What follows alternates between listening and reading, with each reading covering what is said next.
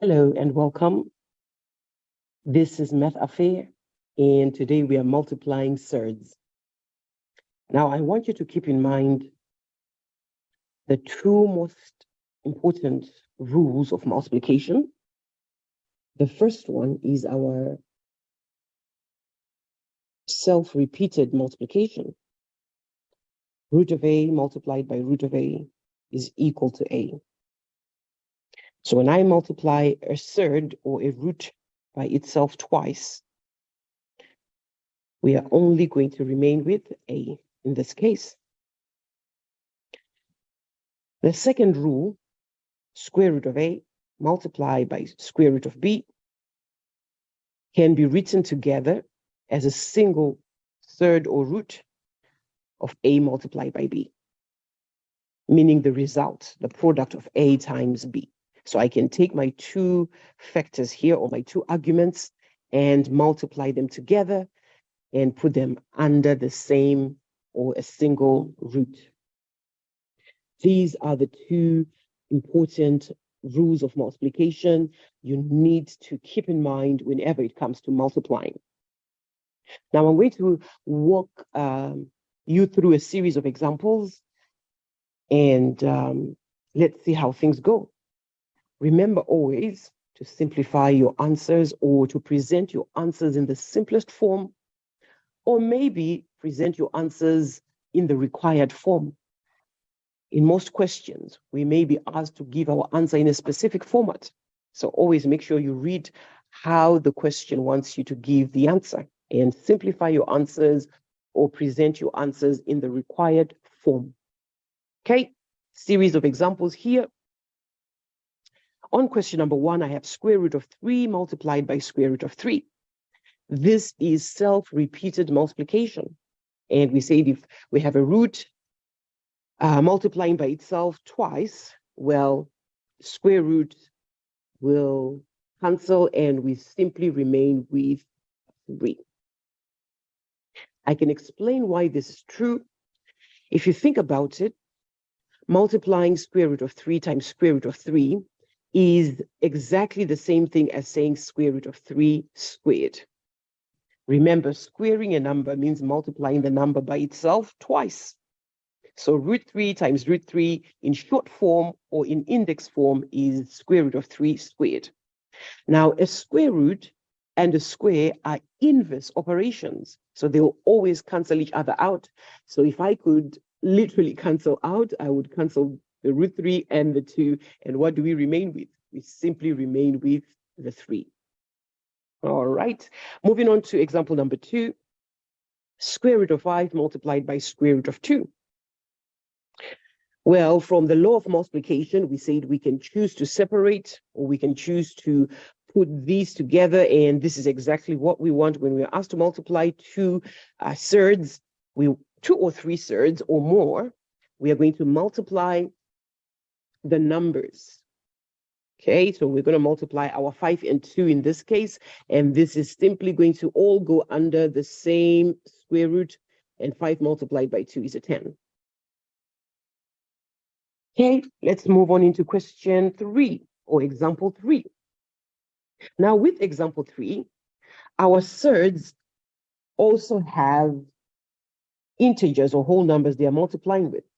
I like to call these coefficients. Of course, the coefficients, we normally use it in the situation of algebra. For example, when you have 3x, you would say the coefficient of x is a 3. So I'm going to use that word coefficients, or just our integers.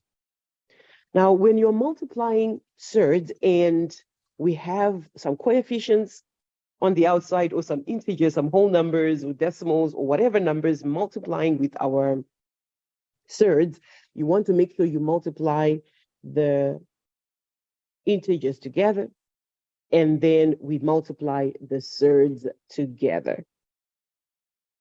Okay, like that. So if I'm going to apply exactly those steps, I'm going to have 2 multiplied by 3, and that returns a 6.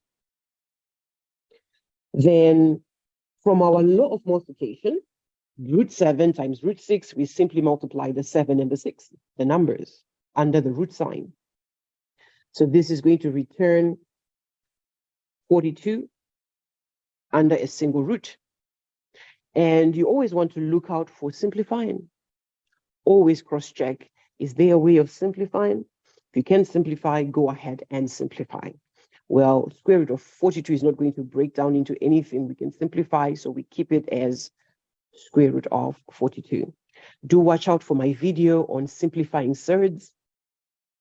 Okay, moving on into question 4, example number 4. This is interesting.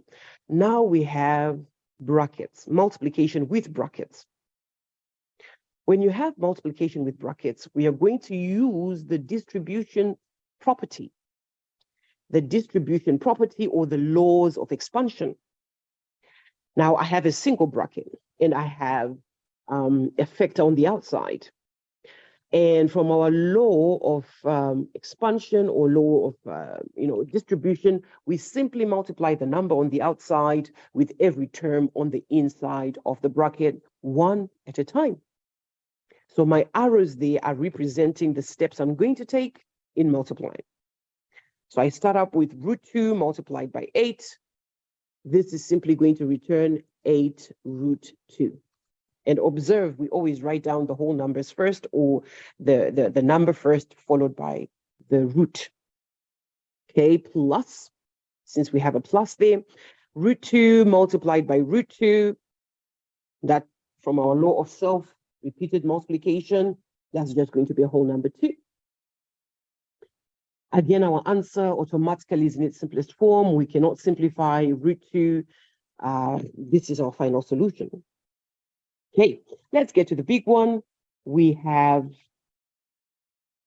5 here. We are going to use again the law of expansion. Okay, so starting up with square root of 6 multiplied by square root of 3, that's going to return square root of 18. Okay, moving on, I'm going to multiply again my square root of 6 with the second term, which is 4 root 6. I'm going to pause there for a moment and think very carefully. We do have a coefficient, if I may say, all right, or a number multiplying with our root. Okay, so you're thinking, so what happens to the 4? Well, don't forget that the number on the outside, and that is our root 6, also has an invisible multiplier of 1. I'm going to put my 1 very lightly right there. So in multiplication, it's just going to be 1 times 4. The numbers multiply, the ordinary numbers would multiply. Okay, so 1 multiplied by 4, and that would return a positive 4.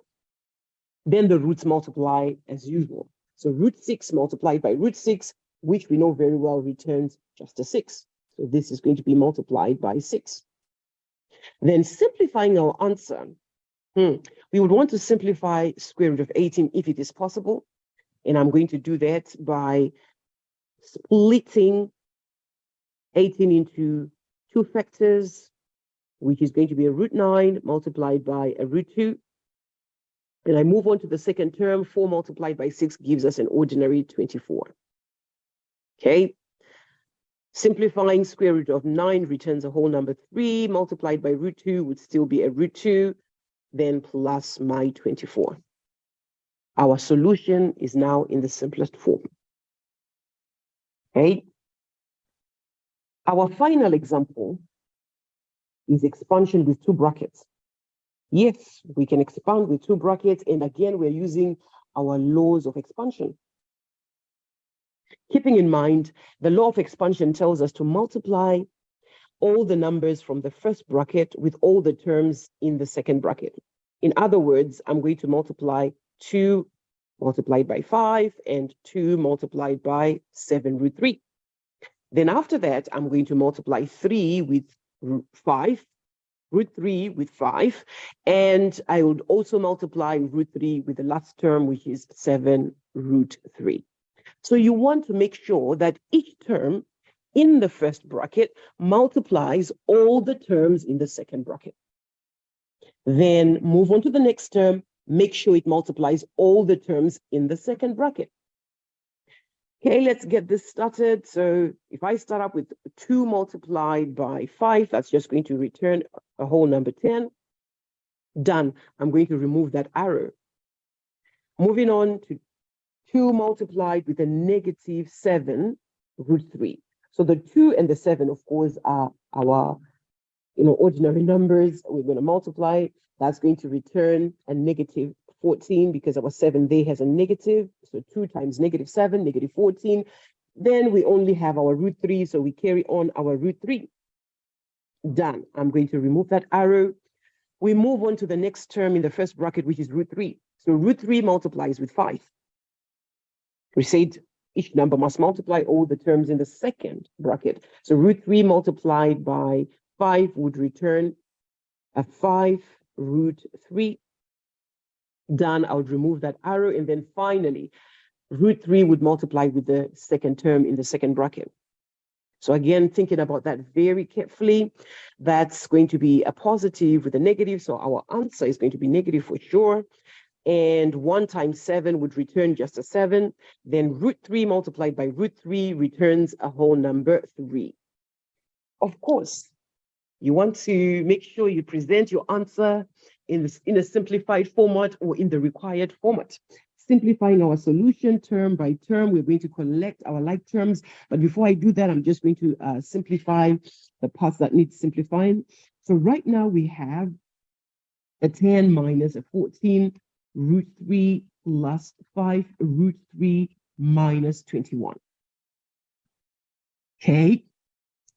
Collecting our like terms, the whole numbers would collect 10 minus 21 there to return negative 11.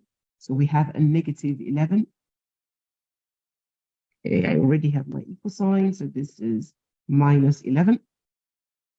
Then our surds also would collect their alike terms because the surd part is exactly the same, root 3 and root 3. So these are like terms.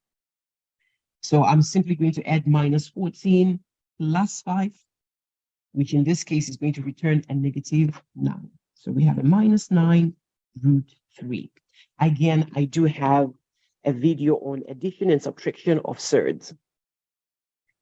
This is multiplication of surds, multiplying surds.